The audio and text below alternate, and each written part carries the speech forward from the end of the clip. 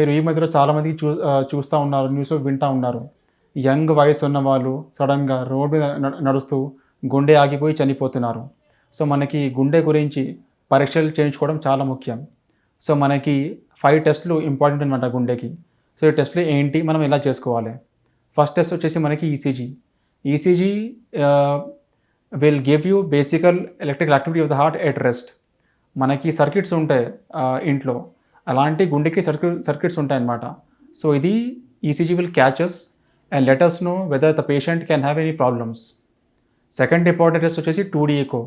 2D echo test is a simple test. It is done like an ultrasound scan. మనం ఎట్లయితే కడుపు scanning చేపిస్తాం ఆ 2D echo చేసి చూస్తాం అన్నమాట గుండెకి. మనకి ఇందులో బేసికలీ గుండె పంపింగ్ ఎలా ఉంది, basic functioning at rest, any valves ఎలా ఉన్నాయి, మనకి basic functioning of the heart at rest మనకి తెలుస్తుంది. సో ఈ రెండు నార్మల్గా ఉన్న తర్వాత we go for treadmill test. Treadmill టెస్ట్లో మనకి ఎలా చేస్తామంటే, మనం ఒక మనిషిని లీడ్స్ అటాచ్ చేసి వాకింగ్ చేపిస్తాం మెషిన్ మీద. ట్రెడ్మిల్ మెషిన్ మీద వాకింగ్ చేపించి మనం చూస్తాం అనమాట. ఇందులో మనకి వేరియస్ పారామీటర్స్ లైక్ కొంతమందికి బాగా ఛాతీ నొప్పి ఆయాసం వస్తుంది టెస్ట్ చేస్తున్నప్పుడు. Plus there are some changes on the tracings of the TMT.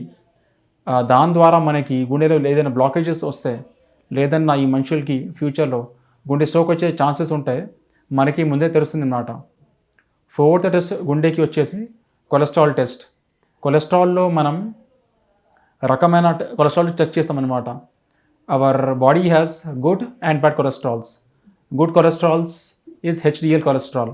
అది మనకి ఎంత ఎక్కువ ఉంటే అంత మంచిది. నెక్స్ట్ వచ్చేసి bad cholesterols. Bad cholesterols are total cholesterol, LDL and triglycerides. మనకి 3 చాలా తక్కువగా ఉండాలి. And the last test for heart is HSCRP. HSCRP is a blood test and it's done is a marker of inflammation. Inflammation అనేది ఎక్కువగా ఉంటే మనకి గుండె stroke వచ్చే ఛాన్సెస్ ఫ్యూచర్లో ఎక్కువగా ఉంటాయి అన్నమాట. సో హెచ్ఎస్సిఆర్పి తక్కువ ఉంటే మనకి గుండె ప్రాబ్లం వచ్చే ఛాన్సెస్ తక్కువ ఉంటాయి అన్నమాట. Thank you.